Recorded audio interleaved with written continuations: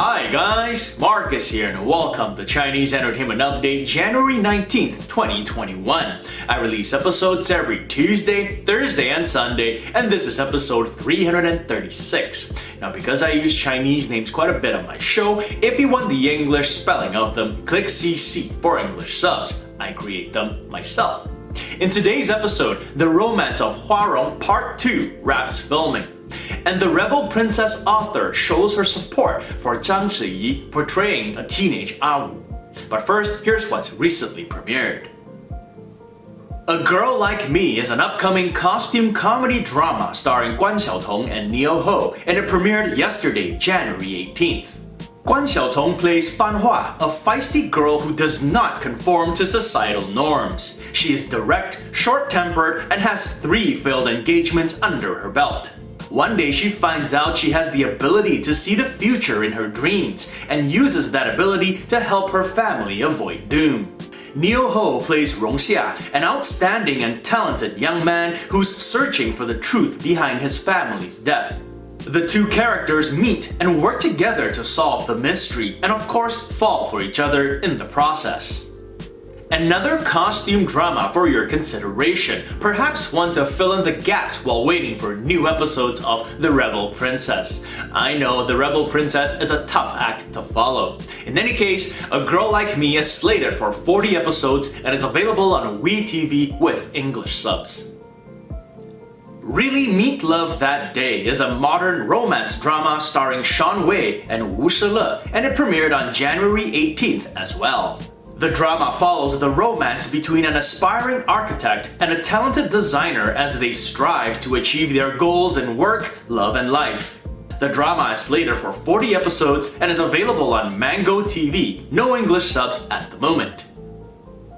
First Love It's You is a modern romance drama starring Ming Liang and Wang Mohan, and it also premiered on January 18th.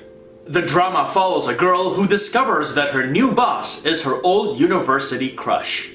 It is slated for 24 episodes and is available on Youku, no English subs at the moment. So a couple of modern dramas that don't really sound like anything I will typically like. But speaking of modern dramas, I want to sidetrack a little bit. Last night I checked out the first episode of Game Changer, the modern drama starring Huang Xiaoming and Elvira Chai.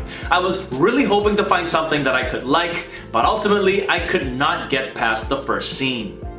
For those of you who have checked it out, it was the scene in the plane, and you'd know what I'm talking about. I just felt the writers didn't do the necessary research and instead just played on extreme stereotypes to sell the scene.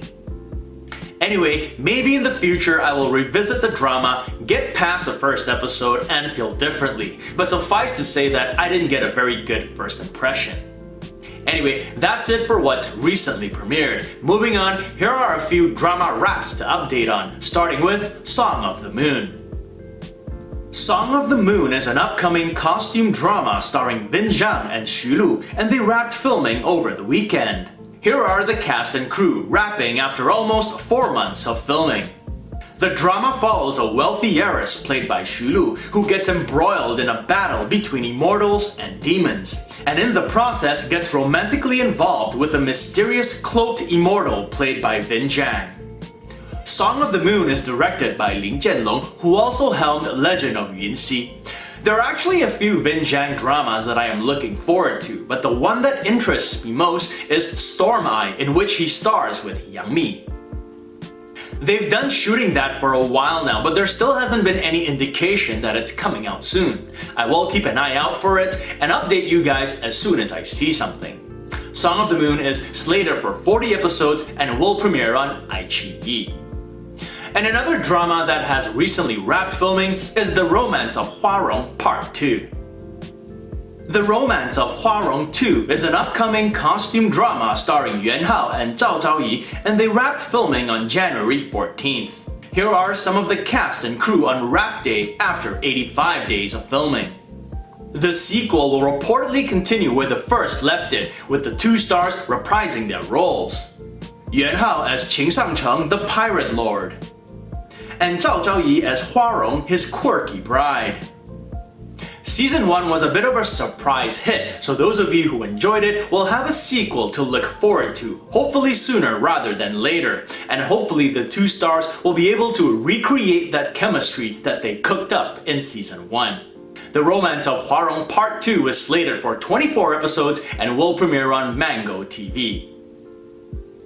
The Day of Becoming You is an upcoming modern drama starring Stephen Zhang and Liang Jie, and they wrapped filming on January 11th. Here are the two stars and the director with their customary rap bouquets on Rap Day.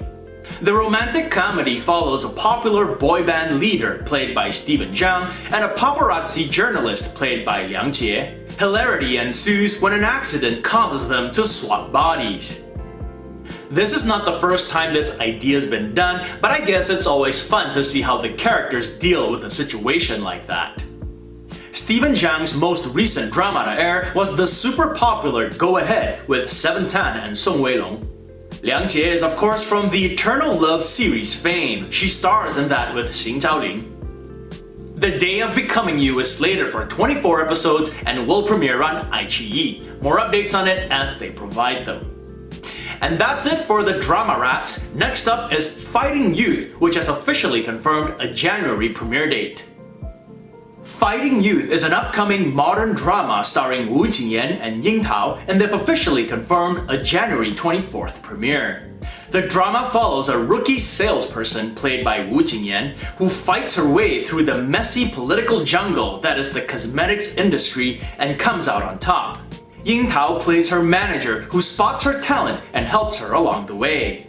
Peter Ho and Hong Yao co-star as the men in their lives.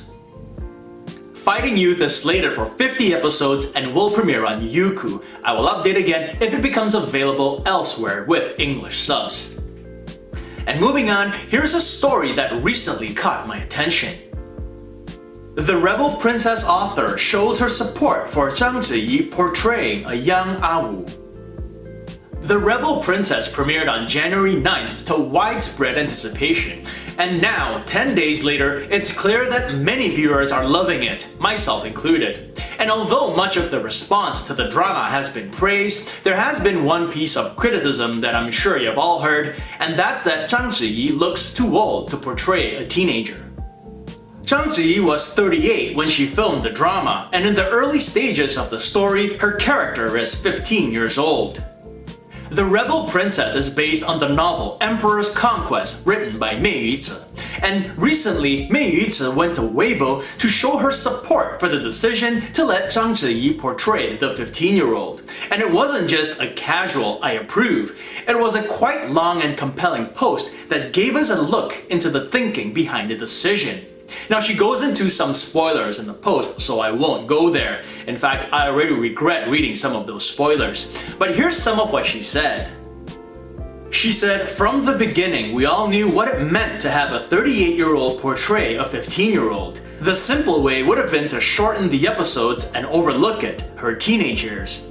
An even simpler way would have been to use a younger actor at the stage. Either way, it would have made things easier for Zhang Ziyi." But in the end, after many discussions and disputes for a long time, the most thankless method was chosen. It was also the best way to preserve the integrity of the story and the characters. So for those of you who were thinking, why didn't they just use a younger actor? And that's myself too actually, I thought the same thing. It wasn't an idea that they just shunned, they actually grappled with it. Mei Yuzi also explains that using a younger actor was not out of the realm of possibility, but she would have a different feel, and that in turn weakens the integrity of the character. And that is something I can agree with. You could have two terrific actors play the same character at different ages, but no matter how good they are, they will inevitably bring their own unique traits to it, and it will feel different. Plus, it's not like the character goes from 10 to 20, where there's a 10-year age gap or something like that. From my understanding, she gradually goes from 15 to 16, 17, 18, and then into her 20s, so using a different actor might not have worked as well. The other thing they could have done was use CGI to make her look younger, like they did with Robert De Niro in The Irishman, or Will Smith in Gemini Man, but that would have been very expensive. In the end, I think it's a very subjective thing. Some can accept that Zhang Ziyi doesn't look her character's age, and some can't. Personally, I won't let it bother me, because I think everything else is just tops at the moment, and I can't wait for the next episode. And before I let you guys go, I just want to remind y'all that Xiao Zhan's episode of Marvelous City is up on Youku's official channel on YouTube, and it's got English subs. The episode is almost an hour long, and in it, Xiao Zhan and two others take you around their hometown of Chongqing. You will hear Xiao Zhan's real voice, as opposed to being overdubbed in dramas, and he speaks in his hometown accent as well.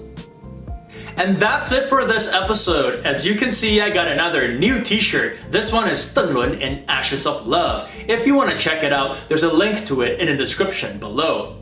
And this show would not be possible without your support, so I thank you all for watching. If you enjoyed it, do subscribe, and don't forget to hit that notification button for more updates. If you'd like to contribute, check out my Patreon page, where for $1 or more a month, you'll have access to perks like recaps and shoutouts. So stay safe, and as always, I wish you clear blue skies, good health, and happiness. Until next time, cheers!